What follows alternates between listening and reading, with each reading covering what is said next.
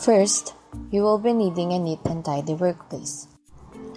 Next, a set of screwdrivers. You can have at least 2 types of screwdrivers. It depends on the screws of your system unit.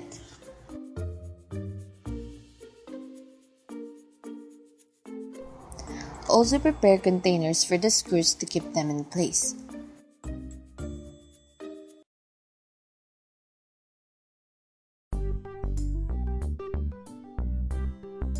Step 1. First, remove the screws at the back of the system unit.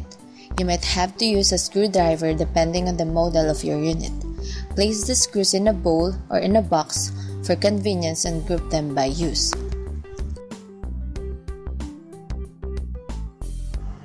And then take off the side cover. Step 2. Inspect the wires, buses, cables, drives, and parts of the system unit. It is at most importance to document where each and every part goes so you'll know how to put them back later on.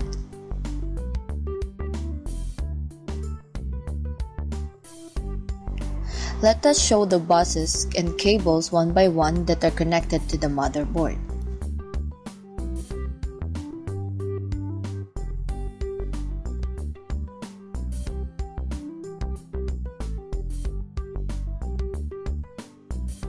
Step 3.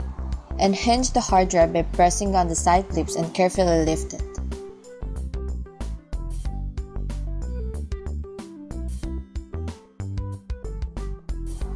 Step 4. Remove the buses one by one. Be careful when disconnecting the buses because you might damage the pins.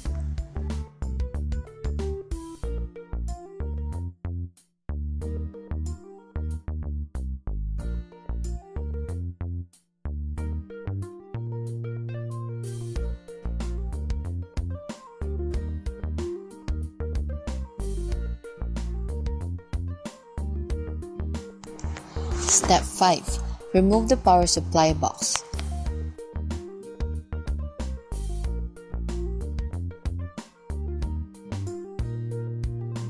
Then use a screwdriver to remove the heatsink of your system unit.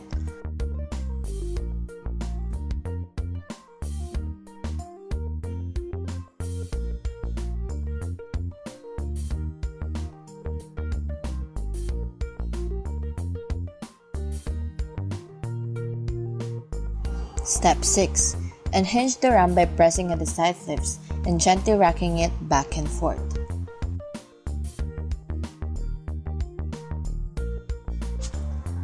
Then place it on a tissue to prevent static discharge.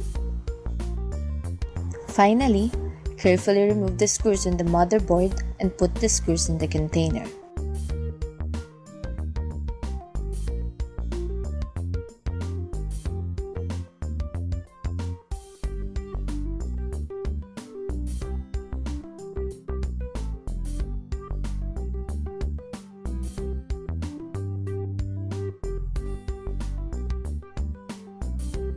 When done, lift the motherboard with caution as this is one of the most sensitive parts of the system unit.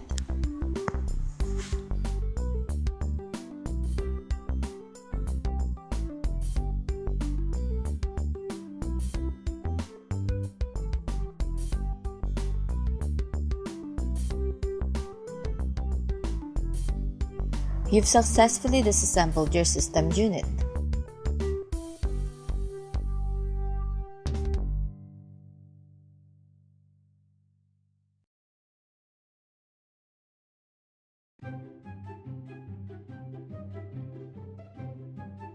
Step 1. Return the motherboard first. Check if you align each screw holes properly. The segregated screws will come in handy because you don't have to go through the trouble of figuring out which screw goes where.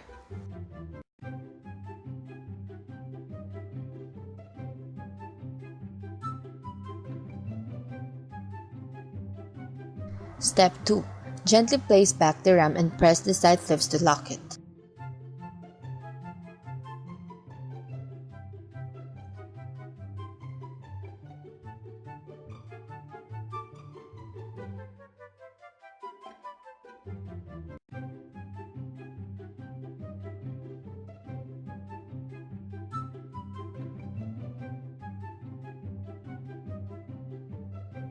Step 3.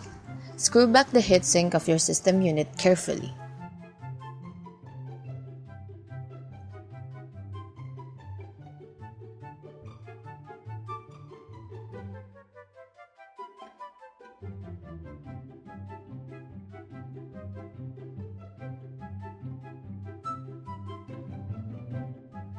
Step 4.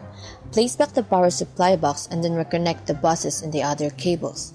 Make sure you do this properly, as a single mismatch could result your computer to not function properly.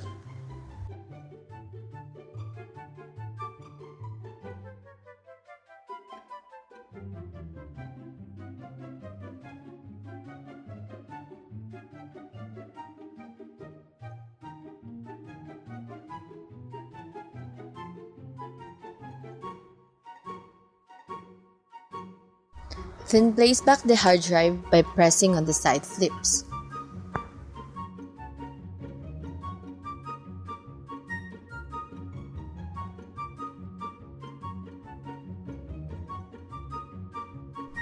Finally, put back on the side cover.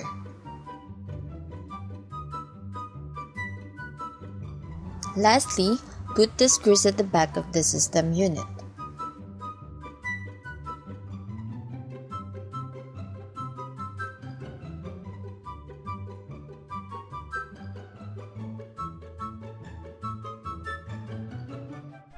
You've successfully assembled your system unit.